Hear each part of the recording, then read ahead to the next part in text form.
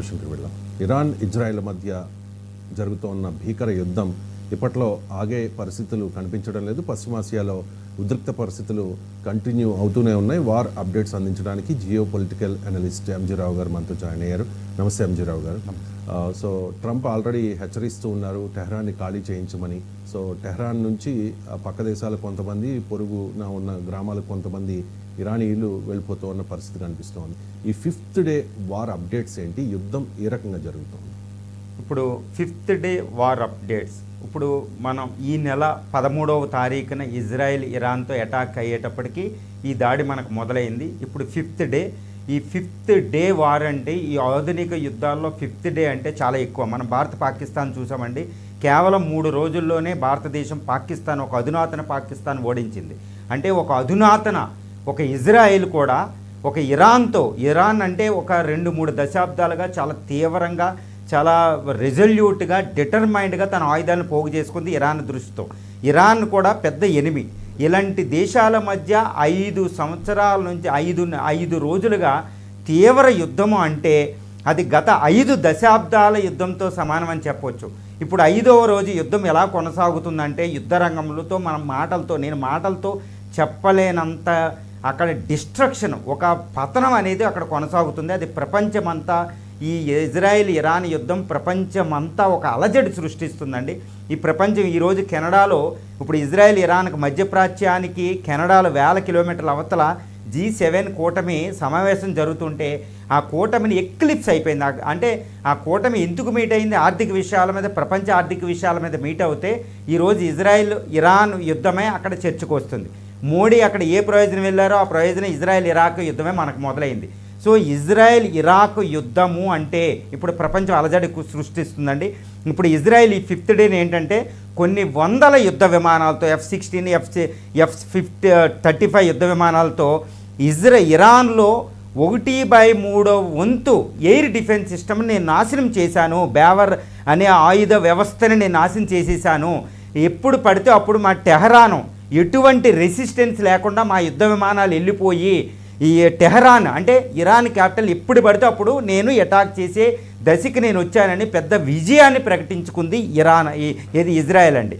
Iran తక్కువ తిన్నాను అనుకుంటూ సుమారు 600 బాలిస్టిక్ క్రూయిజ్ మిసైల్ని ఇజ్రాయెల్ మీద ప్రయోగించింది. ఇక్కడ ఒక విచిత్రం ఏంటంటే ఇజ్రాయెల్లో ఆయిల్ ఎనర్జీ సోర్సెస్ని అటాక్ చేస్తుంది ఇరాన్. అంత తక్కువ తినలేదు. ఇరాన్ ఏదో బలహీన పడిపోయింది అనుకుంటున్నాం. తర్వాత ఇరాన్ ఒక్క మిసైల్ వెళ్ళి అమెరికా దౌత్య కార్యాలయాన్ని, ఇజ్రాయెల్ రాజధాని టెల్ అవీవ్లో ఉన్న అమెరికా దౌత్య కార్యాలయం మీద పడింది. అంటే అమెరికాను కూడా యుద్ధంలోకి లాగడానికి ట్రై చేస్తుందా అనేది ఇక్కడ అర్థమవుతుంది. అంటే ఇరాన్ ఎక్కడా తగ్గడం లేదు.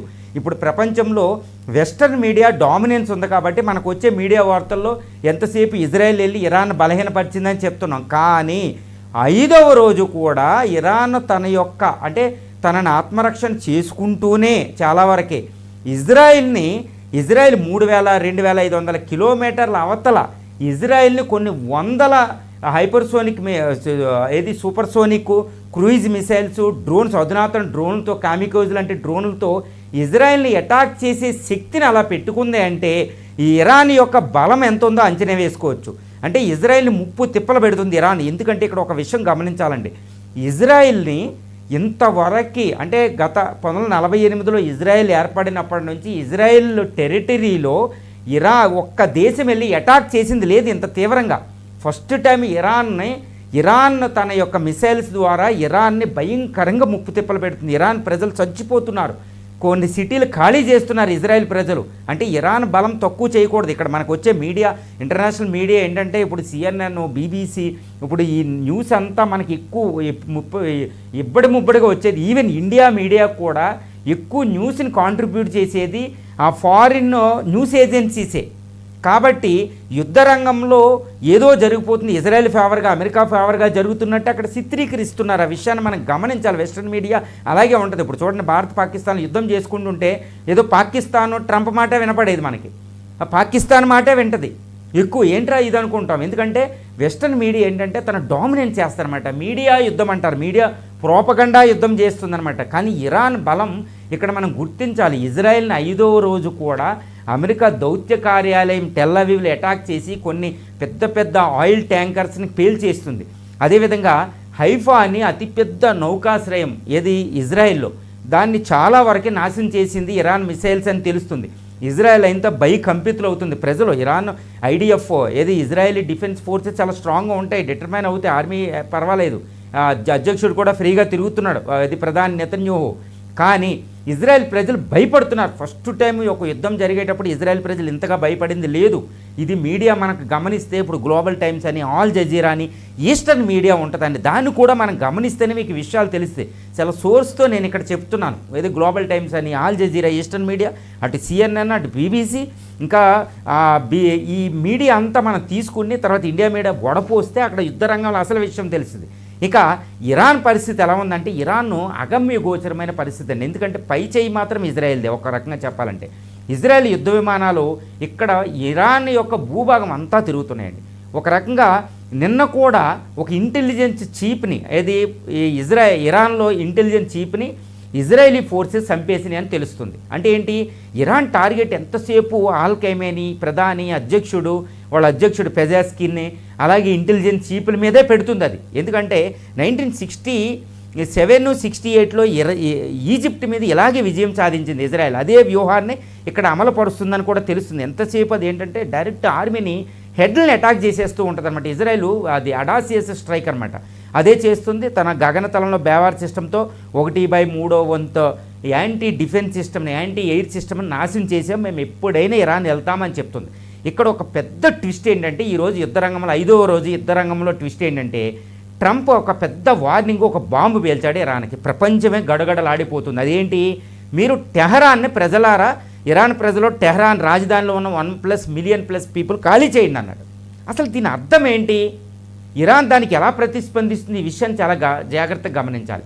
ఇప్పుడు టెహరాన్లో చూస్తే గత 2 రోజులుగా టెహరాన్లో రాజధాని, ఏది ఇరాన్ రాజధానిలో ప్రజలందరూ ఖాళీ చేస్తున్నారు. ఏదో కరోనా వచ్చినప్పుడు పెద్ద పెద్ద సిటీలు వదిలి మన ఇండియన్స్ వెళ్ళిపోయినట్టు టెహరాన్లో 1+ మిలియన్ పీపుల్ అక్కడ ఖాళీ చేసేస్తున్నారు. రోడ్లు చూస్తుంటే ట్రాఫిక్తో నిండిపోయింది ఇరాన్ క్యాపిటల్ నుంచి బయటికి. అక్కడ పైప్ లైన్లు పేల్చేస్తుంది ఏది ఇజ్రాయెల్ ఫైటర్స్. ఎక్కడ పడితే అక్కడ బిల్డింగ్ను కొలాప్స్ చేసేస్తుంది. పెద్ద పెద్ద బిల్డింగ్, హైరైజ్ బిల్డింగ్లు పడిపోతున్నాయి. ఇంక యుద్ధంలో స్కీన్స్ మనకు రావడంలా బయటికి.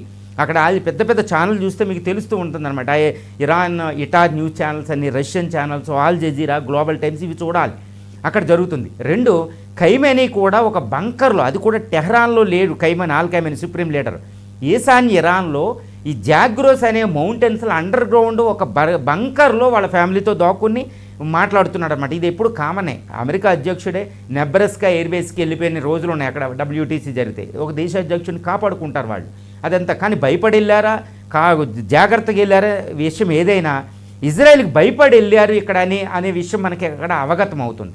ఇక రెండో విషయం ఏంటంటే ఇప్పుడు టెహరాన్ ఖాళీ ఎందుకు చేయమన్నారు అంటే ఇక్కడ ఒక విషయాన్ని గమనించాలి. అంటే ఏంటి, ఇంకా ఇరాన్ను లొంగే దేశం కాదు, ఇరాన్ ఎవ్వరికి కొరక రాని దేశం. ఎందుకంటే దాని దగ్గర పెద్ద 8 లక్షల ఆర్మీ ఉన్నారు, మిలిటరీ బోర్డ్స్ ఉన్నాయి, అది యుద్ధం చేయగలదు, సంవత్సరాల పాటు యుద్ధం చేయగలదు. ఎందుకంటే ఇరాక్కి వేరే దేశాలు సపోర్ట్ చేసినా ఇరాక్తో 10 సంవత్సరాలు 8 సంవత్సరాలు యుద్ధం చేసిన దేశం ఇరాన్. ముదిరిపోయింది. అది ఎవ్వరికి కొరకరాని కొయ్య. అంటే ఇరాన్ లొంగదు. కాబట్టి ఇరాన్ దీర్ఘకాలిక యుద్ధానికి ప్రిపేర్ అవుతుంది. వాళ్ళు వస్తే చూద్దాం సైన్యమని.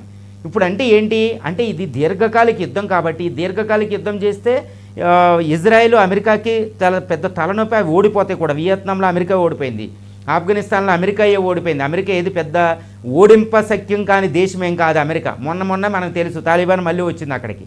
సో ఇది దీర్ఘకాలం కొనసాగితే మంచిది కాదని టెహరాన్ మీద అణుబాంబుకి ప్లాన్ చేస్తున్నాయి అనేది ఇక్కడ అవగతం అవుతుంది. అంటే ఏంటి, అంటే ఒక 1 or 2 కిలో టన్ను ఒక పెద్ద అణుబాంబుని తెచ్చి టెహరాన్ మీద పడేస్తే ఇరాన్ను లొంగవలసిన అవసరం ఉంటుంది. అరే ఇక్కడ అణుబాంబు వేస్తే పరిస్థితి మిగిలిన దేశాలకు ప్రాబ్లం కాదంటే అంత కాదు. ఎందుకంటే జాగ్రోస్ మౌంటైన్ అంటే ఎల్బర్జ్ మౌంటైన్స్లో మధ్యలో ఇది టెహరాన్ ఉంటుంది. అక్కడ చిన్న అణ్వాయుధం వేస్తే ఒక టెహరాన్ నాశనం అవుతుంది. కానీ అటు కాస్పియన్ సీ ఉంది, ఇటు చూస్తే ఇది ఒకటి ఉంటుంది, ఏది డిజర్ట్, ఈ మౌంటైన్స్ ఉంటుంది. కాబట్టి రేడియేషన్ ఎక్కువ వెళ్దాం. అంటే ఇరాన్ లొంగ తీయడానికి ఈ ట్రంప్ తుంటరి, ఎంత తుంటరో మనకు తెలిసి, ఎంత తెగిస్తాడు. ఈ నెతన్యాహు అలాంటోడే. ఎందుకంటే ఇప్పుడు ఇజ్రాయెల్ ప్రస్తుతం తన పదవిని కాపాడుకుంటున్నాడు సంకీర్ణ ప్రభుత్వంలో. ఆయన కరప్షన్ కేసెస్ నుంచి డైవర్ట్ చేయడానికి యుద్ధం చేస్తున్నాడు అనేది కూడా ఒకటి ఉంది. సో ఈ పరిస్థితుల్లో టెహరాన్ ఓడించాలంటే, ఇరాన్ ఓడించాలంటే అది ఓడిపోదు కదా. ఓడించాలి అంటే అది ఆటం బాంబుకి వేయడానికే ప్రజలను ఖాళీ చేయమంటున్నారా, జన నష్టాన్ని తగ్గించడానికి అనేది ఇక్కడ అవగతం అవుతుంది. మరి ఇరాన్ రెస్పాన్స్ ఎలా ఉందంటే మనకు అన్ని సోర్సెస్ నుంచి గమనిస్తే ఒక విషయం తెలిసింది. అదేంటి, ఇరాన్కి అణుబాంబులు లేవు, ఇజ్రాయెల్ దగ్గర 90 అణుబాంబులు ఉన్నాయి, ఇరాన్ దగ్గర అణుబాంబులు లేవు. కానీ మరి ఎలా రెస్పాండ్ అవుతుంది దానికంటే అది రెస్పాండ్ అవ్వడానికి సిద్ధంగా ఉందని తెలుస్తుంది. ఎందుకంటే పాకిస్తాన్ అణుబాంబులు మాకు హెల్ప్ ఉందన్నప్పుడు పాకిస్తాన్ ఖండించింది, అది పక్కన పెడదాం. కానీ ఇరాన్కి ఒక శక్తి ఉంది, అదేంటంటే డర్టీ బాంబులు తయారు చేయడం. ఇక డర్టీ ఆటం బాంబులు అంటే ఈ న్యూక్లియర్ ఫిజన్ రియాక్షన్ జరగదండి, అక్కడ న్యూక్లియర్ పెద్ద ఎక్స్ప్లోడ్ కాదు. కానీ ఈ రేడియో యాక్టివ్ ఉన్న కొన్ని పదార్థాలు, యురేనియం తుక్కు అంటే బాగా ప్యూరిఫై చేయని యురేనియం U-238ని, U-239 అవ్వదు, U-238ని, సీజియం అని కొన్ని రేడియో యాక్టివ్ మినరల్స్ ఏం చేస్తారంటే నార్మల్ కన్వెన్షనల్ బాంబ్స్లో పెట్టి ఆ బాంబులను అక్కడ ప్రయోగిస్తారు మిసైల్ ద్వారా. అంతే, ఆ సిటీ మీద ఇప్పుడు ఇజ్రాయెల్ మీద ప్రయోగిస్తే ఇజ్రాయెల్ అంతా రేడియేషన్ వచ్చేస్తుంది అనమాట, ఎన్నో మరణాలు, క్యాన్సర్లు సంభవిస్తాయి. అంటే న్యూక్లియర్ బాంబ్ అంత విపత్తు కాదు, కానీ అది కూడా చాలా డేంజరస్. రేడియేషన్ బాంబ్ అంటారు, ఆ డర్టీ బాంబ్ అంటారు. ఇవి తయారు చేసే కెపాసిటీ ఇరాన్ దగ్గర ఉంది, ఈ బాంబులు తయారు చేసుకున్నట్టు కూడా తెలుస్తుంది. మరి ఎవరు ప్రయోగిస్తారు, ఎందుకంటే టెహ్రాన్ మీద ఆటం బాంబు వేసిన తర్వాత ఇరాన్ దగ్గర పూర్తి వినాశనం ఉంటుంది, ఎవరో ధైర్యం ఉండదు. కానీ ఈ డర్టీ బాంబులను ఆల్రెడీ హౌతీస్ దగ్గర పెట్టారని తెలుస్తుంది. హౌతీస్ ఏంటంటే మొన్నే అమెరికా ఒక నెల క్రితం తన F-35 ఇలాంటి పెద్ద పెద్ద బాంబర్స్ ఉపయోగించిన హౌతీస్ నిలబెట్టుకున్నారు. ఇప్పుడు హౌతీస్ ఎయిర్ క్రాఫ్ట్ అంటే 7 యుద్ధ విమానాలు, అమెరికా యుద్ధ విమానాలు పాడు చేసేసి పడగొట్టేసి అమెరికాకి తీవ్రమైన నష్టం కలిగించారు. వాళ్ళ దగ్గర ఇప్పటికీ క్రూయిజ్ మిసైల్స్, ఇప్పుడు ఇజ్రాయెల్ మీద 2 మిసైల్స్ వేశారు నిన్న. అంటే ఇజ్రాయెల్ మీద డర్టీ బాంబులు ప్రయోగించే శక్తి హౌతీస్ దగ్గర ఉంది. కాబట్టి హౌతీస్ ద్వారా టెహ్రాన్ మీద ఇజ్రాయెల్, అమెరికా ఆటం బాంబులు వేస్తే ఇజ్రాయెల్ సిటీస్ మీద, ఏది టెల్ అవీవ్, హైఫా ఇంకా పెద్ద పెద్ద పట్టణాల మీద ఈ డర్టీ బాంబులను హౌతీస్ ద్వారా ప్రయోగించడానికి సిద్ధపడున్నారు. అంటే ఇప్పుడు యుద్ధరంగం ఎక్కడుంది, యుద్ధరంగం ఇప్పుడు పరాకాష్ఠకి చేరుకుంది, ఒక పీక్ స్టేజ్కి చేరుకుంది. ఇంకా నువ్వా నేనా, నువ్వు చస్తావా నేను చస్తావా అనే స్థితికి వచ్చేసింది. ఎంత దారుణం ఉందంటే అంత విపత్కర పరిస్థితి. ఇలాంటి యుద్ధరంగం ఏంటంటే ప్రపంచమంతా ఇదే చర్చ. ఇక్కడే చూడండి, ఇప్పుడు రష్యా ఉక్రెయిన్లో ఏం జరుగుతుందనేది మీడియా ఎవ్వరూ పట్టించుకోవడం లేదంటే ఈ యుద్ధరంగం ప్రపంచ మీడియాని ఎంత అప్సెట్ చేసింది అనేది ఇక్కడ మనకు అవగతం అవుతుంది. ఇండియా కాదు, ఏ దేశంలోనైనా ఈరోజు ఇరాకే ఇది. తర్వాత ఇరాన్ ఏంటంటే స్లోగా అమెరికాని రెచ్చగొడుతుంది. అందుకే అమెరికా దౌత్య కార్యాలయం మీద బాంబు వేయడం జరిగింది టెల్ అవీవ్లో. ఇజ్రాయెల్ ఏం చేసింది, వీళ్ళు టీవీ ఛానల్ని పేల్చేసింది. వీళ్ళ యొక్క ఆర్మీ యొక్క హెడ్ క్వార్టర్ని నిన్న కూడా ఇంకా నాశనం చేయింది. Iranian head quarter, army head క్వార్టర్ని నిన్న ఇజ్రాయెల్ పేల్చడం జరిగింది. సో ఇది గమనించాలి మనం. ఈ హర్మూజ్ స్ట్రైట్ దగ్గర ఇంకా ఒక పెద్ద న్యూస్ ఏంటంటే నిన్న 5వ రోజు యుద్ధరంగంలో ఈరోజు ఉదయం దాకా జరిగింది ఏంటంటే, ఈరోజు ఉదయం ప్రత్యేకించి ఇరాన్ యొక్క తన పవర్ని ఏంటో ప్రపంచానికి చూపించదలిసింది. అందుకనే ఈ హర్మూజ్ స్ట్రైట్ దగ్గర, అంటే ఈ హర్మూజ్ జలసంధి అంటారు, అక్కడ గల్ఫ్ ఆఫ్ ఒమన్లో 2 ఆయిల్ ట్యాంకర్స్ని IRGC మిలిటరీ బోట్స్ పేల్చినాయి అని తెలుస్తుంది. అంటే ఏంటి, అవి కాలిపోతున్నాయి. అంటే ఏంటి, హర్మూజ్ స్ట్రైట్ని మేము క్లోజ్ చేయబోతున్నాం అని ఇరాన్ ప్రపంచానికి సందేశం ఇచ్చింది. అంటే ఏంటి, G7కి పిలుపునిస్తుంది, మేము హర్మూజ్ స్ట్రైట్ని క్లోజ్ చేస్తామని. అక్కడ G7 ఏం పిలుపునిచ్చారు, ట్రంప్ అక్కడ G7 కంట్రీస్ ఏంటంటే ఒక పిలుపునిచ్చారు, ఎట్టి పరిస్థితుల్లో ఇరాన్ దగ్గర అణుబాంబు ఉండడానికి లేదు, ఇజ్రాయెల్దే విజయం, ఇజ్రాయెల్కి మా సపోర్ట్ అని. అంతే, వెంటనే ఇక్కడ రష్యా కూటమి, రష్యా చైనాలు వెంటనే ఇరాన్ తరపున ఒక స్టేట్మెంట్ ఇవ్వడం జరిగిందనమాట. అంటే ప్రపంచమంతా ఈ యుద్ధరంగం, whole world is being obsessed with this Iran Israel war అండి. చాలా తీవ్రంగా యుద్ధం జరుగుతుంది, నువ్వే నేనని. ఇక్కడ వరల్డ్ మీడియాలో ఉన్నట్టు ఇరాన్ లొంగిపోయింది, ఇరాన్ బలహీనపడింది అనేది చాలా తప్పు. ఇరాన్ ఈస్టర్న్ మీడియా, ఏది గ్లోబల్ టైమ్స్ అని, ఇటార్ అని, ఈ అల్ జజీరా గమనిస్తే ఇజ్రాయెల్ మీద అటాకులు చూస్తే అక్కడ విజువల్స్ మనం చూస్తూ ఉన్నట్టయితే ఇరాన్ కూడా చాలా తన ఆత్మరక్షణ చేసుకుంటూనే ఇజ్రాయెల్ ఎంత డిస్ట్రాయ్ చేసినా ఇజ్రాయెల్ని అటాక్ చేసే తన కెపాసిటీని రక్షించుకుంటుందండి. అది చాలా తీవ్రంగా పరిగణించవలసిన విషయం. అంటే యుద్ధరంగం ఇంకా పెద్దగా అవ్వబోతుంది, ఇంకా రానున్న రోజుల్లో ఇది ఆపకపోతే అనేది ఇక్కడ మనకు సుస్పష్టమవుతుంది. ఇరాన్ NPT నుంచి బయటికి రాబోతూ ఉన్నట్లుగా ఖమైనీ ప్రకటించారు, అదే సమాచారం అందుతోంది మనకి. సో ఒకవైపు ఇజ్రాయెల్ చెప్తోంది ఇరాన్ అణు కార్యక్రమాన్ని పూర్తిగా నాశనం చేసేసామని, కానీ ఇరాన్ NPT నుంచి బయటకు వచ్చి తన అణు కార్యక్రమాన్ని కొనసాగించదలుచుకుంది. అంటే ఇక్కడ Israel and America, Trump Netanyahu fail అయినట్టేనా? ఎస్ అండి, ఇక్కడ మనం ఒక విషయాన్ని గమనించాలి. ఇప్పుడు ఇరాన్ క్యాబినెట్ ఒక ప్రపోజల్కి పాస్ చేయడానికి సిద్ధంగా ఉందంట. అదేంటి? NPT, non proliferation treaty. ఇది అణుబాంబులకు సంబంధించింది. ఇది 1968 జాన్యువరిలో దీని మీద సిగ్నేచర్ చేయడం జరిగింది. ఎన్నో దేశాలు సిగ్నేచర్ చేసి, అంటే ఆటం బాంబులు తయారు చేయగలిగే న్యూక్లియర్ రియాక్టర్లు ఉన్న దేశాల మీదే ఇది యాక్చువల్గా చెప్పాలంటే ఎన్పిటి ఇండియాని టార్గెట్ చేస్తూ తీసుకొచ్చింది.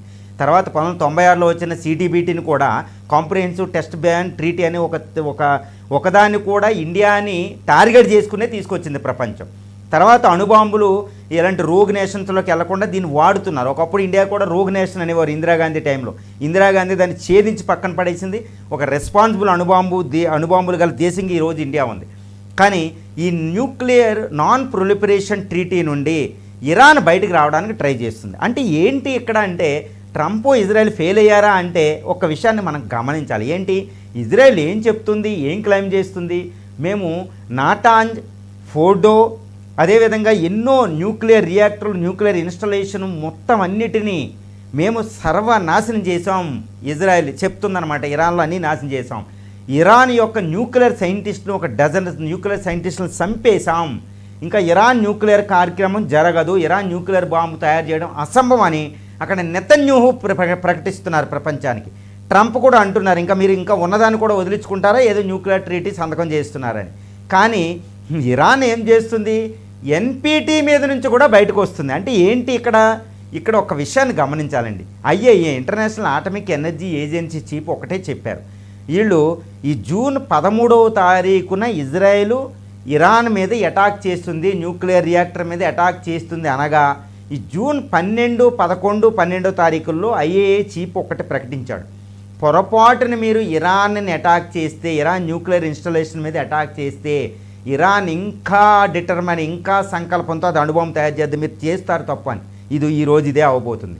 ఇప్పుడు ఏదో ట్రంప్, నెతన్యాహు ఏం ప్రకటిస్తున్నారు? ఇరాన్ అక్కడ నాశనం చేసామని ప్రకటిస్తుంటే ఇరాన్ చెప్తుంది మేము ఎన్పిటిలో కూడా ఉన్నామంటే ఏంటి, ఇంకా అమెరికాతో మేము న్యూక్లియర్ డిస్కషన్ చెయ్యము అని చెప్పేస్తున్నారు. అంటే ఏంటి, మేము న్యూక్లియర్ బాంబు ఎట్టి పరిస్థితుల్లో తయారు చేసి తీరుతాం, ఇంకా ఎన్పిటిలో మేము ఉండము. అక్కడ భారత్, పాకిస్తాన్, నార్త్ కొరియా ఎన్పిటిలో లేవు, ఎన్పిటి మీద సిగ్నేచర్ చేయలేదు, అణుబాంబులు తయారు చేసుకున్నారు. సిటీబీటీ మీద ఇది భారత్, పాకిస్తాన్, ఉత్తర కొరియా సిగ్నేచర్ చేయలేదు, తయారు చేసుకున్నారు. వాళ్ళని ఏం చేస్తున్నారు మీరు? ఇప్పుడు నన్ను అటాక్ చేస్తారా మీరు? శాంతి చర్చలు అనే పేరు చెప్తూ నన్ను మోసం చేస్తూ, ఇప్పుడు ట్రంప్ మోసం చేసి ఇజ్రాయెల్ ద్వారా అటాక్ చేయించాడు. మరి ఇజ్రాయెల్కి ఎంత కోపం ఉంటుంది? ఇజ్రాయెల్ ఇదే దానికి ప్రతిస్పందనగా దాడిని తట్టుకోవడం కాదు, ఎన్పిటిలో కూడా మేము ఉండం. అంటే ఏంటి, న్యూక్లియర్ టెక్నాలజీని మా ఇష్టం వచ్చినట్టు వాడతాం, ఇక మేము పట్టించుకోం. న్యూక్లియర్ బాంబులు మేము తయారు చేసి తీరుతాం, ఎన్పిటిలో మేము ఉండము. నార్త్ కొరియా చేసినట్టు తీరుతాం, భారత్ చేసినట్టు చేస్తాం, పాకిస్తాన్ చేసినట్టు చేస్తాం, మీరు ఏం చేసుకుంటారు చేసుకోండి అని బయటకు వస్తుంది. అంటే ఏంటండి, ఈ ట్రంప్ని, ఈ నెతన్యాహు మీరు ఎన్ని అటాకులు చేసుకున్నా నేను న్యూక్లియర్ బాంబు తయారు చేస్తాను అని. ఇక్కడ ఒక విషయం గమనించాలి. అసలు న్యూక్లియర్ 6/2 వరకే చర్చలు జరగబోతున్నాయి. ఏది, ఒమన్, మస్కట్లో. ఈ న్యూక్లియర్ డిస్కషన్ మొన్న జరగవలసిన చర్చలు జరగలేదు. అక్కడ ఏంటి, అమెరికా ఏమడుగుతుంది, ఇరాన్ ఏమడుగుతుంది, నువ్వు న్యూక్లియర్ బాంబు తయారు చేయకూడదు, అసలు న్యూక్లియర్ టెక్నాలజీని ప్యూరిఫికేషన్ చేయకూడదని. ఇరాన్ ఏమంటుంది, సరే నువ్వు అన్నట్టు నేను న్యూక్లియర్ బాంబు తయారు చేయను, కానీ న్యూక్లియర్ టెక్నాలజీని పీస్ఫుల్గా నేను వాడుకునే నా హక్కుని మాత్రం వదులుకోనంటది. ఈ హక్కు కూడా నీకు ఉండకూడదు అంటాడు ట్రంప్. ఇది అనమాట. అంతే ఏంటి, జరగదు, ఇంకా న్యూక్లియర్ బాంబు మేము బయటకు వస్తున్నాం. అంటే ఏంటి, ఇక్కడ సుస్పష్టంగా చెప్పేది ఏంటంటే ట్రంప్ విఫలమయ్యాడు. అది 2. మరి ఇజ్రాయెల్ అటాక్ చేసింది కదా, న్యూక్లియర్ ఇన్స్టాలేషన్స్ అన్నిటిని నాశనం చేసింది కదా, మరి ఇంకా ఇరాన్ న్యూక్లియర్ బాంబు తయారు చేయలేదు కదా. మరి ఎన్పిటి నుంచి బయటకు వచ్చి న్యూక్లియర్ బాంబు తయారు చేయడానికి వెళ్తే ఎలా తయారు చేద్ది? న్యూక్లియర్ సైంటిస్టులు చచ్చిపోయారు కదా అని ఒక ప్రశ్న మీరు నన్ను అడిగితే నేను ఒకటే చెప్తానండి. ఇజ్రాయెల్ బాంబులన్నీ వెళ్ళి న్యూక్లియర్ ఇన్స్టాలేషన్ని అటాక్ చేసింది, నాటాంజు, ఈ బోర్డో, బుషేహారో అలాంటి ఒక 6 మరి సీక్రెట్గా ఇరాన్ యొక్క న్యూక్లియర్ పవర్ స్టేషన్స్ ఎక్కడున్నాయి? అంత తెలివి తక్కువగా ఇరాన్ వర్తిస్తా ఒక పెద్ద దేశం, ఒక చాలా పెద్ద దేశం, మౌంటైనీస్, మన హిమాలయ అనే మౌంటైనీస్ లాంటి మౌంటైన్స్ అక్కడ ఉంటాయండి, పర్వతాలు. ఆ జాగ్రోసు, ఎల్బర్జు, హోర్డో ఇలాంటి మౌంటైన్స్ ఉన్నాయి. అవి దుర్భేద్యం. దాని కింద ఎక్కడ ఈ న్యూక్లియర్ పవర్ స్టేషన్స్ ఉన్నాయి అనేది మానవ మాతృడికి తెలియదు. ఇప్పటికీ సైబీరియాలో రష్యా కట్టిన అణు సిటీలో 1,00,000 మంది నివసించే అణు యొక్క సిటీలు ప్రపంచానికి తెలియదనమాట. అంటే ఇరాన్ చాలా జాగ్రత్తగా తన అణు కార్యక్రమాన్ని నిర్వహించడానికి మనకు తెలిసిన ఈ నాటాంజ్, ఈ బోర్డో బుషేర్లు కాదండి, చాలా సీక్రెట్గా కొన్ని ఉన్నాయి అని తెలుస్తుంది ఎడారి ప్రాంతంలో, భూగర్భంలో. కానీ వాటిని ఇజ్రాయెల్ కనిపెట్టలేదు అనేది కూడా ఇక్కడ అవగతం అవుతుంది. సో ఇరాన్ న్యూక్లియర్ కార్యక్రమం నాశనం అవ్వలేదు అని సుస్పష్టం అవుతుంది. అందుకే ఇరాన్ ఎన్పిటిలోంచి బయటకు వచ్చి అణు కార్యక్రమం మేము చేస్తాం, నువ్వు ఏం చేసుకుంటావో చేసుకో అంటే ట్రంప్ ఆవేశపడినట్టు, నెతన్యాహు ఆవేశపడినట్టు ఐఏఈ ఒకప్పుడు ప్రకటించింది, ఇది నిజమవుతుందని తెలుస్తుంది. కానీ ఇంకోటి ఏంటంటే ఇక్కడ రష్యా చైనా సహకారం కూడా ఇరాన్కు ఉంది. ఇప్పుడు చైనా ఆటం దేశం చేసింది పాకిస్తాన్, ఈ చైనా రష్యా కలిపి ఉత్తర కొరియాకి న్యూక్లియర్ టెక్నాలజీ ఇచ్చింది. ఉత్తర కొరియా కిమ్ జాంగ్ ఉన్ ఓన్గా తయారు చేసుకునే డబ్బులు కెపాసిటీ ఆయన దగ్గర లేవు. అలాంటి దేశానికి న్యూక్లియర్ టెక్నాలజీ ఎవరిచ్చారు? ఇప్పుడు పాకిస్తాన్కి ఎవరిచ్చారు క్లాండెస్టైన్గా?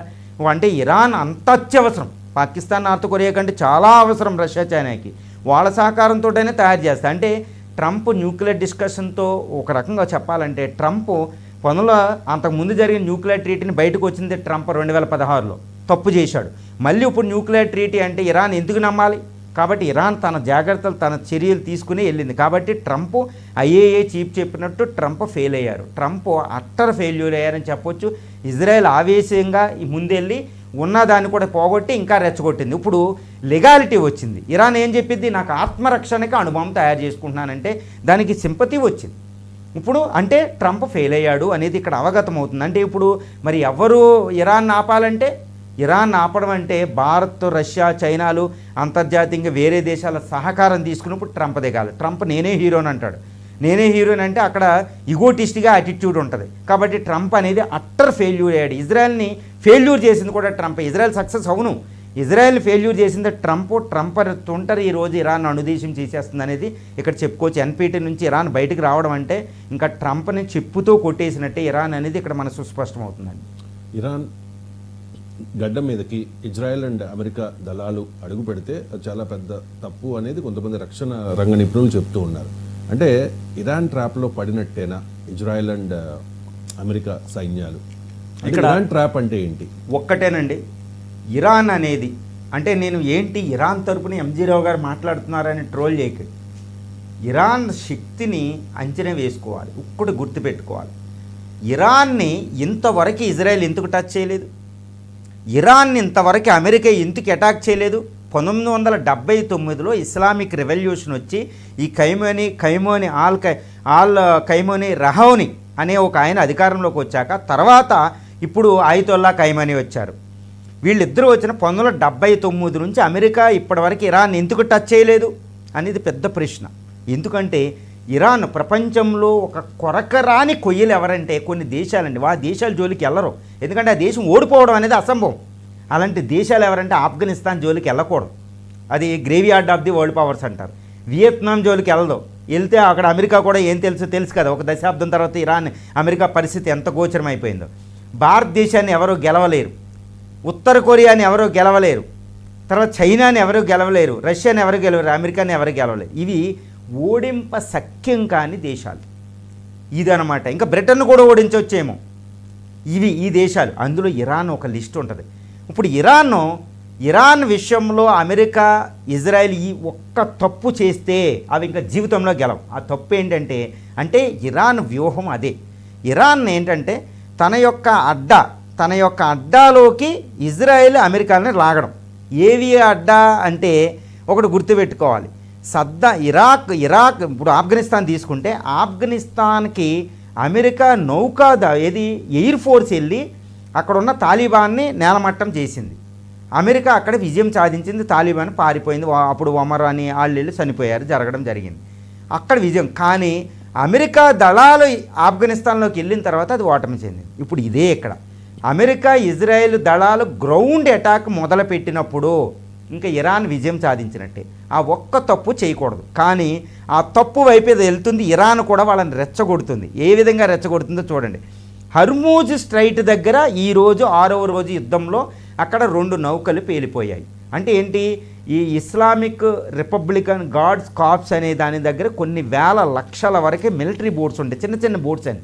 గన్లో ఈ మైన్స్ పట్టుకుని వెళ్ళి వచ్చిన ఆయిల్ ట్యాంకర్ మీద అటాక్ చేసి పడేస్తాయి. అవి స్వామ్ ఆఫ్ మిలిటరీ బోట్స్ అంటారు. అవి వెళ్తే ఎయిర్క్రాఫ్ట్ క్యారియర్ని కూడా ముంచేస్తాయి. అవి ఇప్పుడు పర్షియన్ గల్ఫ్లో ఈ హర్మూజ్ స్ట్రైట్ దగ్గర అవి వేల దిగి ఉన్నాయి, లక్షలు దిగి ఉన్నాయి, అవి శక్తి అవి. ఇప్పుడు అవి వెళ్ళి 2 నౌకలు పేల్చేసినాయి. ఇప్పుడు హర్మూజ్ స్ట్రైట్ని క్లోజ్ చేస్తే అక్కడ అమెరికా దళాలు రావాలి దాన్ని క్లియర్ చేయడానికి, లేకపోతే అమెరికా మీద ప్రపంచం అంతా పడుతుంది నీ వల్ల ఇది జరిగిందని. అది రెస్పాన్సిబుల్. నేను తోపుని అంటుంది కదా, అక్కడికి వెళ్ళాలన్నమాట. సో బాబు తోపు అక్కడ హర్మూజ్ స్ట్రైట్ని క్లియర్ చేయి అని అంతర్జాతీయ దళాలు అడిగితే ప్రతి దేశం అడిగిద్ది. ఇప్పుడు ట్రంప్ బాధ్యత సుప్రీం పవర్గా అక్కడికి వెళ్తాడు, అంటే గ్రౌండ్ అటాక్ జరిగిద్ది. నేను ట్రంప్ కూడా అన్నాడు, మా దేశాలు అటాక్ రెడీగా ఉన్నాయి, మా దళాలు నిన్ను అటాక్ చేస్తే కనివిని ఎరిగినవని. కానీ అదే ఇరాన్కి కావాల్సింది, ఆ దళాలు అక్కడికి వెళ్ళాలి. ఇప్పుడు ఇజ్రాయేలీ దళాలు కూడా సుమారు ఎంతో ఉండవండి. ఇజ్రాయేలీ దళాలు చాలా తక్కువ, 3-4 లక్షల సైన్యం అంతే, దాని దగ్గర ఏముండదు. అందులో 1 లక్ష సైన్యాన్ని 50,000 సైన్యం జరిగిందనుకో మళ్ళీ వెనక్కి తిరిగి వచ్చే ప్రసక్తి ఉండదు. ఒక బ్రిటిష్ మహాసామ్రాజ్యమే, సూర్యుడు అస్తమించని బ్రిటిష్ సామ్రాజ్యం ఆఫ్ఘనిస్తాన్ వెళ్తే కేవలం 2 సైనికులు తిరిగి వస్తారు 18వ శతాబ్దంలో, అది కూడా భారతీయులు తిరిగి వచ్చారు. అలా ఉంటుంది ఆ యుద్ధాలతో ఆ మౌంటైన్లో. అంటే ఏంటి, ఇజ్రాయెల్ అమెరికాని ఇరాన్ రెచ్చగొడుతుంది వ్యూహాత్మకంగా, చాలా వ్యూహాత్మకంగా. వాళ్ళు రెచ్చిపోయి ఆవేశంగా మేము తోపులు ఇరాన్ ఆల్రెడీ ఓడించాం, ఇంకా టెహరాన్నే అటాక్ చేస్తున్నామని వాళ్ళ గ్రౌండ్ ఫోర్స్ అక్కడికి వెళ్తే అక్కడ IRGC ట్రూప్లు ఉంటాయి, ఇక్కడ మెరైన్ బోట్స్ ఉంటాయి, వాళ్ళ నౌకాదళం వాళ్ళ యొక్క సైన్యం ముందు America marines, Israeli forces, ghost army లాంటివి కూడా వాళ్ళ దేశం వెళ్ళి అక్కడ పోరాడలేవు. అది ఇరాన్ వ్యూహం. ఇంకా దీర్ఘకాలిక యుద్ధంలోకి వెళ్ళిపోతాయి. మన ఇరాన్ ఇరాక్ యుద్ధం 7-8 సంవత్సరాలు జరిగిన యుద్ధాన్ని పరిశీలించిన, ఆఫ్ఘన్ యుద్ధాన్ని ఆ పక్కనే ఉన్న ఆఫ్ఘన్ పరిశీలించిన, బలూచిస్తాన్లో పాక్ ఆర్మీ పాటులను గమనించిన, అది ఎంత మౌంటేనియస్ టెరిటరీయో మనకు అర్థమవుతుందండి. చాలా దుర్భేద్యం ఉంటుంది. నేను ఎంత ఎగ్జాంపుల్ చెప్తున్నానంటే, ఇప్పుడు కేదార్నాథ్ అమర్నాథ్ వెళ్ళి ఒక కాలినడకన వెళ్తే 1 కిలోమీటర్ నడవడానికి ఎంత పెట్టి గుర్రబండ్లు ఎక్కుతున్నాం, డోలీలు ఎక్కుతున్నాం మనకు తెలుసు. అలాంటి చోట ఎంత శిక్షణ పొందిన మెరైన్స్ అయినా, US మెరైన్స్ అయినా అక్కడ ఆఫ్ఘనిస్తాన్ ఈ విషయాల్లో వెళ్ళి నడవడానికి 1 కిలోమీటర్ పరిగెట్టలేరు. కానీ అక్కడ భౌతికంగా అక్కడ తిండి లేకపోయినా అలవాటు పడిపోయి అక్కడ వెళ్ళేవాళ్ళు చూస్తే చాలా హ్యాపీగా వాళ్ళు ఊరికే తిరిగేస్తారు, వాళ్ళ సైనిక దళాలను ఎదుర్కోలేవు. ఇది ఇరాన్ వేసే ట్రాప్. ఈ ట్రాప్లో ఇజ్రాయెల్ అమెరికాలు పడ్డాయా వాళ్ళ జీవితంలో ఓడిపోవడం. ఏది వియత్నాంలో ఓడిపోయినట్టు, ఆఫ్ఘనిస్తాన్లో ఓడిపోయినట్టు ఇంకోసారి ఇరాన్లో ఓటమికి సిద్ధంగా ఉంటారన్నమాట. ఇరాన్ తన దళాన్ని అద్భుతంగా తయారు చేసుకుంది, ఎంతమందిని చెప్పినా. అంటే ఏంటి, ఇజ్రాయెల్ అమెరికా ఆటలు ఇప్పటి వరకే కొనసాగుతాయి అంటే వాళ్ళ దళాలు అక్కడికి వెళ్లకుండా కేవలం సుపీరియర్ ఎయిర్ ఫోర్స్ ఉపయోగించినంత వరకే వాళ్ళ ఆటలు. వాళ్ళ గ్రౌండ్ ఫోర్స్ వాళ్ళ దగ్గరికి వెళ్తే ట్రాప్, హర్మూజ్ స్ట్రైట్ దగ్గరికి. ఇది మరి ఇక్కడ నన్ను ఒకటి అడుగుతారు, మరి ఈ హర్మూజ్ స్ట్రైట్ని ఇరాన్ ఎందుకు క్లోజ్ చేయడం లేదు అంటే ఇక్కడ ఒకటి అడగవచ్చు. ఇరాన్ ఏం చేస్తుందంటే చాలా తెలివిగా హర్మూజ్ స్ట్రైట్ను ఇప్పుడు క్లోజ్ చేసేయగలదు. క్లోజ్ చేసేస్తే ప్రపంచం అంతా దాన్ని నిందిస్తుంది. ఇరాన్ నిందిత, ఇదే అమెరికా చెప్తుంది. చూడండి అది ఏం చేస్తుందని, పిచ్చి దేశం అది ఏం చేస్తుంది. అందుకే రోగ్ నేషన్ అంటున్నా, దాన్ని నాశనం చేయాలని ఇంకా అటాక్ చేస్తాడు ఎయిర్ ఫోర్స్ ద్వారా, అణుబాంబు కూడా వేయచ్చు.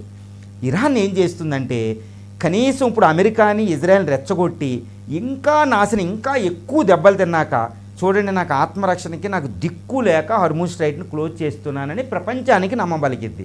చూసారా, ఇది డిప్లొమసీ అంటారు. విదేశాంగ విధానంలో గత 2 రోజులుగా అమెరికా ఇజ్రాయెల్ ఆవేశపూరితంగా వెళ్తుంటే ఇరాన్ ఆలోచనపూరితంగా వెళ్తుంది. ఎన్ని దెబ్బలైనా తింటూ, దెబ్బలు తిన్నాక నన్ను చూడండి ఇంకా ఆత్మరక్షణ నాకు దిక్కు లేదు, చూడండి అమెరికా వచ్చి నన్ను ఇంకా మొత్తం నా అస్తిత్వాన్ని నాశనం చేద్దు కాబట్టి హర్మూజ్ స్ట్రైట్ని క్లోజ్ చేస్తున్నానని ఇటు చైనాకి, అమెరికా, ఇండియాకి చెప్పగలగాలది. లేకపోతే ఈ దేశాలు దాని మీద పడతాయి. ఇప్పుడు తర్వాత ఏంటి, హర్మూజ్ స్ట్రైట్ ఇరాన్ క్లోజ్ చేయడానికి కారకుడు నువ్వు అని ట్రంప్ని ప్రపంచం నిందిస్తుంది. ఈ ఒక్క గేమ్, ఈ డిప్లొమాటిక్ గేమ్ని చాలా జాగ్రత్తగా గమనించాలని మనం. చూడండి పాకిస్తాన్ మనం ఈజీగా కొట్టేయచ్చు 3 రోజుల్లో, కానీ ఇండియా డిప్లొమాటిక్గా విదేశాంగ విధానం చూడండి ఇంత ప్రతినిధులు పంపించి ప్రపంచవ్యాప్తంగా చేసిన తర్వాత డిప్లొమాటిక్ విన్ అంటారు. ఎప్పుడు కూడా యుద్ధాలు డిప్లొమాటిక్ విన్ ఉండాలి. ఇందిరా కూడా బంగ్లాదేశ్ను ఓడించి 2 ముక్కలు చేసేటప్పుడు ప్రపంచంలో ఉన్న డిప్లొమాట్స్ని అందరినీ అలర్ట్ చేసి అందరికీ కన్విన్స్ చేసిన తర్వాత బంగ్లాదేశ్ని విడదీసి పడేసింది. ఈ విదేశాంగ యుద్ధాన్ని ప్రపంచవ్యాప్తంగా మనం గమనించాలి, అప్పుడే అర్థమవుతుంది. అంటే ఇరాన్ ఇక్కడ చాలా ఆలోచనాపూరితంగా స్లోగా ఇస్లామిక్ వరల్డ్లో ప్రపంచవ్యాప్తంగా ఇప్పుడు ఇండియా లాంటి దేశాలతో మేము హర్మూజ్ స్ట్రైట్ని క్లోజ్ చేస్తున్నాం అంటే దిక్కు లేదండి, ఇంక ఇదే లేదా మమ్మల్ని చంపేస్తారు, మా అస్తిత్వం ఉండదు ఇజ్రాయెల్ అని చెప్తుంది. కాబట్టి ఇక్కడ ఇజ్రాయెల్ అనేది చాలా జాగ్రత్తగా యుద్ధం చేస్తుంది. ఈ ట్రాప్లో ఇజ్రాయెల్ అమెరికాలు పడితే వాటి ఓటమి తథ్యం. ఇది జాగ్రత్తగా ఉంటేనే ఇరాన్ వాళ్ళు ఓడించగలుగుతారు. గత కొన్ని సంవత్సరాలుగా మనం చూసాం ఇజ్రాయెల్ హమాస్, హౌతీలు, హిజ్బుల్లాలతో పోరాడుతూనే ఉంది. ఇప్పుడు అతిపెద్ద శత్రువు ఇరాన్తో పోరాటానికి దిగింది. అంటే ఇజ్రాయెల్ ఇరాన్ ట్రాప్లో పడినట్టేనా? ఒకవేళ అదే జరిగితే ఇక బయట పడడం ఇజ్రాయెల్కి అసాధ్యం అని రక్షణ రంగ నిపుణులు చెప్తూ ఉన్నారు. జియో పొలిటికల్ అనలిస్ట్గా ఎంజీరావు గారు మీరు చెప్పారు. ఇక్కడ ఇరాన్ ట్రాప్ అనకుండా ఇక్కడ వార్ ట్రాప్ అనాలన్నమాట. ఇజ్రాయెల్ అనేది వార్ ట్రాప్లో ఇరుక్కుంది. చూడండి, ఇజ్రాయెల్ అనేది ఒక గొప్ప దేశం. నేను కూడా మనస్ఫూర్తిగా దాన్ని గౌరవిస్తాను. ఎందుకంటే ఇజ్రాయెల్ అనేది భారత్కి చాలా అత్యవసరం. 1962లో మనం యుద్ధం చేస్తే ఏ దేశం రానప్పుడే ఇజ్రాయెల్ మనకి హెల్పింగ్గా వచ్చింది. ప్రతిసారి అలా వస్తారు. ఇజ్రాయెల్ కూడా మనం అంత క్లోజు. కానీ ఈ ఇజ్రాయెల్ ఈరోజు ఆపదలో ఉంది. ఎందుకు ఆపదలో ఉందంటే ఇజ్రాయెల్ని వెస్ట్రన్ కంట్రీస్ బలి చేస్తున్నాయి. బ్రిటన్ను అమెరికాలు యుద్ధంలో రాకుండా ఇజ్రాయెల్ అనే ఒక చిన్న దేశాన్ని అంతటిని అన్ని యుద్ధాలు చేపిస్తున్నాయి. చూడండి ఎంత అంటే 1948లో ఇజ్రాయెల్ అనేది ఫామ్ అయింది. ఎలా ఫామ్ అయింది? ఒకప్పుడు యూదుల దేశమైంది ఇజ్రాయెల్. యూదుల రాజ్యం, యూదుడు, జీసస్ అని, యెహోవా అని ఎంతో మనకి అక్కడ హిస్టరీ ఉంటుందండి. ఓల్డ్ టెస్టమెంటు, న్యూ టెస్టమెంట్లు. ఇప్పుడు అదంతా చెప్పే టైం కాదు. ఒక అద్భుతమైన దేశం, అద్భుత హిస్టరీ. 10 కమాండ్మెంట్స్ అనేది కూడా అక్కడి నుంచే ఉద్భవించింది అనేది మనం చూడాలి. ఒక అద్భుత జెరూసలేము, ఈ రమల్లా, ఎంత అద్భుతమైన హిస్టరీ అండి. కానీ ఈరోజు ఆ ఇజ్రాయెల్ ఏంటంటే ఈ చార్లెస్ డార్విన్ చెప్పినప్పుడు సర్వైవల్ ఆఫ్ ది ఫిట్టెస్ట్ అనే ఒక యుద్ధాన్ని చేస్తుంది. అది ఎంతసేపు యుద్ధం చేస్తేనే అక్కడ అస్తిత్వం. యుద్ధాన్ని ఎప్పుడు ఆపితే అది నాశనం అయిపోయే స్టేజ్ని తెస్తున్నారు. ఈ వెస్ట్రన్ కంట్రీస్, ఈ ట్రంప్, ఈ బ్రిటన్, ఫ్రాన్సు తాము ఎంత బలవంతులు యుద్ధం చేయొచ్చు కదా, ఈరోజు దీంతో యుద్ధం చేపిస్తున్నారు. ఎలా అంటే 1948లో అక్కడ బెన్ గౌరాని అని, బెన్ డేవిడ్ బ్రౌనరీ అని ఇజ్రాయెల్ యొక్క ఫౌండర్. ఈ ఫౌండర్ ఒక నిమిషం ఒకసారి చెప్తాడనమాట. మనం చాలా జాగ్రత్తగా వ్యవహరించకపోతే ఇజ్రాయెల్ నిలబడదని చెప్తాడు. అది ఇప్పుడు ఈయన ఫాలో అవుతున్నారు. ఎవరు? Netanyahu, Benjamin Netanyahu. ఈయన ఒక పెద్ద ట్రాప్లో పడ్డాడు, వార్ అనే ట్రాప్లో పడ్డాడు.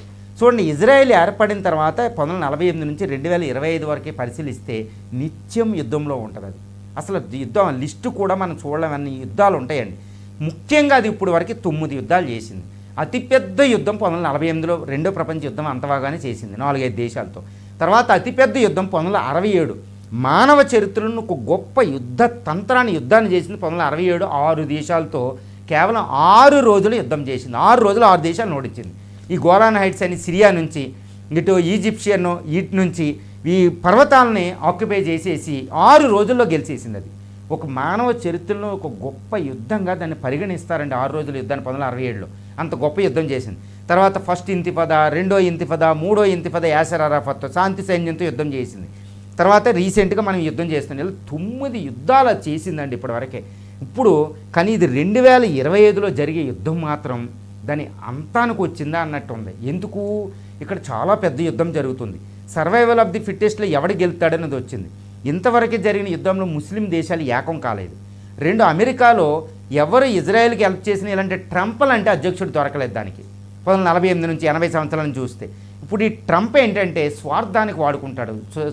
తరతమ భేదాలు ఉండవు ట్రంప్కి. Business man, is a business man. ఈ బిజినెస్ మ్యాన్ ఏం చేస్తున్నాడంటే ఈ బెంజమిన్ నెతన్యాహుని ట్రాప్లో గెట్టేశాడు. ఇప్పుడు ఇరాన్ని డైరెక్ట్గా అటాక్ చేస్తుంది.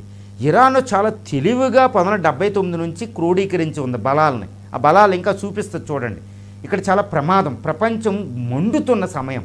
ఈ సమయంలో ఇక్కడ ఇజ్రాయెల్ వెంటనే ఏంటంటే ఇంత దీర్ఘకాలం ఎప్పుడు యుద్ధం చేయలేదు ఇజ్రాయెల్, అందుకే అది గెలిచింది.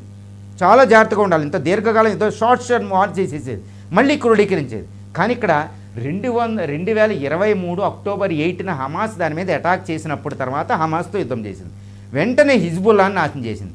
వెంటనే సిరియాలో అంతర్యుద్ధంలో ఇన్వాల్వ్ అయ్యింది. వెంటనే హౌతీస్తో యుద్ధం చేసింది. ఇప్పుడు వెంటనే వాటిని చిన్న వాళ్ళు కొట్టింది. కానీ ఇప్పుడు వెంటనే అతిపెద్ద స్నేక్ అయిన ఇరాన్ని అటాక్ చేస్తుంది. చాలా ప్రమాదం అనమాట. ఇప్పుడు గ్యాప్ లేదు. 2023 నుంచి 680 రోజులు అవుతుంది ఈరోజు. దానికి గ్యాప్ లేదు. సైనిక దళం చిన్నది. యుద్ధం కూడా $67 బిలియన్ ఇప్పుడు దాకా స్పెండ్ చేసింది. అది $19 బిలియన్ మాత్రం అమెరికా ఇచ్చింది. దానికి యుద్ధం $500 బిలియన్ ఎకానమీ. యుద్ధానికి ఫండింగ్ కావాలి. దాని ఎకానమీ కూడా నెగిటివ్ గ్రోత్ రేట్ దగ్గరికి కొంచెం 3% తగ్గిపోయింది. సో గ్రోత్ రేట్ మీద ఎఫెక్ట్ పడింది. ఆయిల్ ఆగిపోతుంది. చాలా ప్రమాదం. అంటే ఏంటంటే ఇజ్రాయెల్ ఏర్పడే 1948 నుంచి కూడా ఇప్పటివరకు ఇంత పెద్ద దీర్ఘకాలిక యుద్ధం జరగలేదు. ఇంత పెద్ద దేశాలతో యుద్ధం చేయలేదు అది. ఇరాన్ లాంటి అంత దేశంతో మళ్ళీ ఇప్పుడు ఇరాన్తో చేస్తుంటే ఇప్పుడు హిజ్బుల్లా ఇదంతా చేసేటప్పుడు డిప్లొమసీకి ప్లేస్ లేకపోవడం వల్ల ఈ ముస్లిం కంట్రీస్ అన్నీ ఏకమవుతున్నాయి. ప్రపంచవ్యాప్తంగా కూడా దానికి ఫ్రెండ్స్ సపోర్ట్ చేసే దేశాలు లేరు. ఈ ట్రంప్ ఎప్పుడు ఎలా మారిపోతాడో తెలియదు. సో ఇరాన్ అనేది అస్తిత్వం ప్రశ్నలో పడింది, అంటే వార్ ట్రాప్లో పడిపోయింది. ఇంకా వారు ఏమన్నా ఒక 2 రోజులు గ్యాప్ వద్దంటే 2 రోజులు కూడా గ్యాప్ వచ్చే పరిస్థితి లేదు, ఎందుకంటే ఇరాన్ క్షమించే ప్రసక్తిలో లేదు. అది దీర్ఘకాలిక యుద్ధం చేయడానికి డిసైడ్ అయింది. ఇప్పుడు ఏంటంటే ఇజ్రాయెల్ చూడండి, ఇజ్రాయెల్ తన చరిత్రలో 1948 నుంచి 2025 వరకు చూస్తే ఇంత తీవ్రంగా ఇజ్రాయేలీ పీపుల్ ఏ యుద్ధంలో కూడా చనిపోలేదు. ఇంత తీవ్రంగా ఏ దేశం కూడా ఇజ్రాయేలీ సిటీని అటాక్ చేయలేదు. ఇప్పుడు ఐరన్ డ్రోమ్ నాశనం అయిపోయింది. బరాక్ 8 మిసైల్ సిస్టమ్ వెళ్ళి టెల్ అవీవ్ మిలిటరీ హెడ్ క్వార్టర్ని ఇరాన్ కొట్టగలుగుతుంది. ఇప్పుడు ఇరాన్కి లైసెన్స్ దొరికింది. ఇప్పుడు వరకు ఇజ్రాయెల్ని టార్గెట్ చేయడం అంటే భయపడేవారు. ఇజ్రాయెలే టార్గెట్ అవ్వడమే ఇక్కడ పెద్ద ప్రమాదం. ఇజ్రాయెల్ అటే పోనీ ఏం చేసింది అనేది కాదు, దాన్ని టచ్ చేయడానికి భయపడేవాళ్ళు. అంటే ఇజ్రాయెల్ని ఓడించవచ్చు, ఇది ఇంపాసిబుల్ కాదు, ఇజ్రాయెల్ శత్రువును టార్గెట్ చేయొచ్చు అనేది ఇస్లామిక్ దేశాలకి తెలిసిపోయింది. సో ఇజ్రాయెల్ వీక్నెస్ బయటకు వచ్చేసింది. అక్కడ సంకీర్ణ ప్రభుత్వం, ప్రజాప్రభుత్వం, అదొక వీక్నెస్ ఇక్కడ డిక్టేటర్ల మధ్యలో. సో ఇజ్రాయెల్ అనేది ఒక అద్భుత దేశం ఈరోజు వాటి ట్రాప్లోకి వెళ్ళింది. ఇది ట్రంప్ వెస్టర్న్ కంట్రీస్ ఆడించే ఆట. ఈ ఆటను చేయాలంటే ఇజ్రాయెల్లో ఉన్న బెంజమిన్ నెతన్యాహు లేదా ఇంకో ప్రధాని వచ్చిన ఈ సంకీర్ణ ప్రభుత్వం చాలా తెలివిగా వెళ్ళి అవసరమైతే అమెరికా నువ్వు చేసుకొని చాలా జాగ్రత్తగా బయటకు వస్తేనే ఈ సర్వైవల్ ఆఫ్ ది ఫిట్టెస్ట్లో నిలుస్తుంది. ఎందుకంటే ఇప్పుడు భారత యుద్ధం చేయలేక కాదు పాక్ మీద, ఎందుకు చాలా తెలివిగా వాటి ట్రాప్ల నుంచి బయటకు వచ్చింది. చాలా తెలివిగా వ్యవహరించాలి. చూడండి మోడీ ఎంత తెలివిగా వ్యవహరించారు. ఈ విధంగా యుద్ధ ట్రాప్ అనేది చాలా చాలా ప్రమాదం. అది ఎవరైనా రాముడు రావణులకే దిక్కులేదు. సో యుద్ధంలోంచి బయటపడాలంటే ఇజ్రాయెల్ ఆపదలో ఉంది. యుద్ధానికి విరామం కావాలి. అది ఎంత ఓడింప సఖ్యం లాంటి దేశమైనా ఈ విరామం వచ్చేటట్టు వెస్ట్రన్ కంట్రీస్ లేవు, అవి ఇంకా రెచ్చగొడుతున్న ప్లే ఆడుతున్న గేమ్. సో ఇజ్రాయెల్ లాంటి భారత మిత్రుడు క్షేమంగా ఉంటేనే ఇండియాకు కూడా క్షేమం. ఇప్పుడు భారతదేశం ఇజ్రాయెల్ క్షేమాన్ని కోరుకుంటుంది. కాబట్టి ఈ ఇండియా ద్వారా మోడీ ద్వారా ఇజ్రాయెల్ ఈ యుద్ధాన్ని విరమింపజేసుకునే ఒక గొప్ప అవకాశాన్ని వినియోగించుకుంటుందనే వార్తలు కూడా మనకు వస్తున్నాయండి. ఇజ్రాయెల్ ఇరాన్పై అణుదాడి చేస్తే పాకిస్తాన్ ఇజ్రాయెల్ మీద అణుబాంబు చేస్తుంది అనే వార్త వచ్చింది కదండి ఎంజీరావు గారు. కానీ ఒక్క రోజులోనే మాట మార్చింది పాకిస్తాన్. కారణం ఏంటి? ఇజ్రాయెల్ అమెరికాలకు పాకిస్తాన్ భయపడిందా? ఇది ఏదైనా భారత్ వ్యూహమా? అవును, ఇరాన్ టెహ్రాన్ మీద ఏదైనా అణుబాంబు చేస్తే ఇజ్రాయెల్ మీద నా బాంబులు ఉపయోగిస్తాను అని పాకిస్తాన్ ఇక్కడ చెప్పింది అని ఇజ్రాయెల్ ఇరాన్ యొక్క ఆర్మీ జనరలే చెప్పారు. అది ఆ రోజు ప్రకటించకుండా ఇరాన్ వెంటనే దాన్ని ఖండించకుండా తర్వాత రోజు ఇప్పుడు పాకిస్తాన్ విదేశాంగ మంత్రి ఇషాక్ దార్ చెప్తున్నారు అదంతా ఫేక్ న్యూస్, ఫ్యాబ్రికేటెడ్ న్యూస్, మేము అలా అనలేదు, మా అణుబాంబు దాని రక్షణకి వెళ్ళలేదని. ఇక్కడ ఈ 1 డేలో ఏం జరిగింది? ఇది నిజంగా ఫేక్ న్యూస్ అంటే అది that's not at all fake news అండి. ఎందుకంటే అది విస్తృతంగా పబ్లిసిటీ అయింది. అది కూడా ఇరాన్ యొక్క ఆర్మీ జనరల్లే ఇది చెప్పాడు. అక్కడ ఒక విషయాన్ని పరిగణించాలి మనం, ఏదో బయట పేపర్లో జర్నలిస్టులు చెప్పింది కాదు. ఇరాన్ యొక్క ఆర్మీ జనరల్ ఇలా పాకిస్తాన్ మాకు హెల్ప్ చేస్తారని ఆటం బాంబు ద్వారా అని చెప్పారు, ప్రకటించడం జరిగింది. దాన్ని పాకిస్తాన్ ఖండించలేదు, గుర్తుపెట్టుకోండి. తర్వాత రోజు ఖండించింది. ఈ 1 డేలో ఏం జరుగుంటుందంటే ఇజ్రాయెల్ భయం. ఇజ్రాయెల్ అక్కడ ఇరాన్ని తుత్తునీలు చేస్తుంటే, ఇరాన్ యొక్క న్యూక్లియర్ రియాక్టర్ని అటాక్ చేస్తూ ఉంటే ఇక్కడ పాకిస్తాన్ తన F-16 బాంబర్స్, ఈ J-10, J-15 బాంబర్స్తో తన అణుక్షేత్రాలకు రక్షణ కల్పించుకుంటుందంట. స్క్రాంబ్లింగ్ ఇట్స్ ఎయిర్ ప్లేన్స్ అంటే ఎంత భయపడుతుందో చూడండి. అంటే ఏంటి? Israel next target Pakistan. ఇజ్రాయెల్కి ఒకటి ఉంటుందండి లక్షణం, శత్రువు అనేవాడిని వదలదు. శత్రువు అనేవాడిని తుదముట్టించే వరకు వదలదు. మీకు ఇక్కడ ఒక విషయం చెప్తాను. 1998లో ఇండియా అటాక్ చేయగానే, ఇండియా ఆటం న్యూక్లియర్ టెస్టులు పోఖ్రాన్లో చేయగానే వెంటనే 10 రోజుల్లో పాకిస్తాన్ న్యూక్లియర్ టెస్ట్ చేద్దానగా అప్పుడున్న వాజ్పేయి ప్రధానికి ఇజ్రాయెల్ ఒక వార్త పంపింది. F-16 ఫైటర్స్ కూడా ఇండియా రావడం జరిగింది. ఏ విధంగా? మీరు అంటే మేము పాకిస్తాన్ అణు రియాక్టర్లను అటాక్ చేస్తాం, అది ఇంకా న్యూక్లియర్ టెస్ట్ చేయలేదని. ఎందుకంటే ఇజ్రాయెల్కి ముందే తెలుసు పాకిస్తాన్ అణుబాంబు తయారు చేస్తే ఏదో రోజు అది పిచ్చోడి చేతిలో రాయని మనకంటే ముందు ఇజ్రాయెల్కి తెలిసింది. కాబట్టి ఇరాన్ని అటాక్ చేస్తుంటే అప్పుడు వాజ్పేయి గారు పర్మిషన్ ఇవ్వాలి. ఇది గమనించాలి. రీసెంట్గా అస్సాం చీఫ్ మినిస్టర్ కూడా అన్నారు, ఏదో ఇందిరా తప్పు చేసేసింది, 1968లోనే పాకిస్తాన్ని అటాక్ చేసేస్తారంటే ఇండియా పర్మిషన్ ఇవ్వలేదని. కరెక్టే, ఇందిరా పర్మిషన్ ఇవ్వలే, కానీ వాజ్పేయి కూడా పర్మిషన్ ఇవ్వలే 1998లో. ఎందుకు? భారత విదేశాంగ విధానం విలువలతో కూడుకుంది, ఇంకో దేశాన్ని అటాక్ చేయదు కదా. అది వాజ్పేయి తప్పు చేసినట్టే, ఇందిరా తప్పు చేసినట్టే, ఇద్దరు తప్పు చేసినట్టే. కానీ ఇప్పుడు మోడీ అయితే ఆ విషయంలో తప్పు చేయడు. మోడీ ఆ విషయంలో, ఎందుకంటే ఇంకా శత్రువు ఇంకా గోరీగాళ్ళకి అటాక్ చేస్తూ ఉంటే మనం క్షమించామనుకోండి, పృథ్వీరాజ్ చౌహాన్ గతి పడుతుంది మనకి. చాలా తప్పు ఇది. పృథ్వీరాజ్ చౌహాన్ చాలా తప్పు చేశారు. గోరీగాడిని అటాక్ చేసి ఉంటే ఈరోజు గొడవ లేకపోను, ఈ మొగోళ్ళు వీళ్ళందరూ రాపోను. ఆ ఢిల్లీ సుల్తానేట్లు రాపోను. ఒక 800 సంవత్సరాలు పరాయోళ్ళు మనల్ని ఏలకుండా ఉండను. పృథ్వీరాజ్ చౌహాన్ నేను రాముడిని అనుకుని వెళ్ళాడు. రాముడు అంత శక్తి లేదు బాబు, రాముడు లేక ఫాలో అవ్వకూడదని తెలియాలి ఆయనకి. శత్రువుని క్షమించడం కూడా ఒక పరిధికి మించి క్షమించడం తప్పు అనేది ఇందిరా వాజ్పేయి చేసిన తప్పులు బట్టి తెలుస్తుంది. కాబట్టి ఇప్పుడు ఉన్న మోడీకి ఈ విషయం బాగా తెలుసు. నరేంద్ర మోడీ గ్రీన్ సిగ్నల్ ఇచ్చి తీరుతాడు. ఏ విధంగా? ఇజ్రాయెల్ పాకిస్తాన్ అణుబాంబులు అటాక్ చేస్తానంటే చేసుకో అనే రకం. ఎందుకంటే మోడీయే కిరానా హిల్స్లో పాకిస్తాన్ న్యూక్లియర్ వెపన్ చేసి మొత్తం సర్వనాశనం చేసిన దాఖలు ఉన్నాయి మనకి. అంటే ఏంటి? Israel next target Pakistan. ఇప్పుడు ఇరాన్ యుద్ధంతో అది ముగిసిన తర్వాత ఎట్టి పరిస్థితుల్లో ఇజ్రాయెల్ పాకిస్తాన్ అటాక్ చేస్తాయి. ఏ విధంగా? పాకిస్తాన్ ఏదో విధంగా తన న్యూక్లియర్ ఇన్స్టాలేషన్ అటాక్ చేసి ఒకే ఒక ధైర్యవంతమైన దేశం ఇజ్రాయెల్.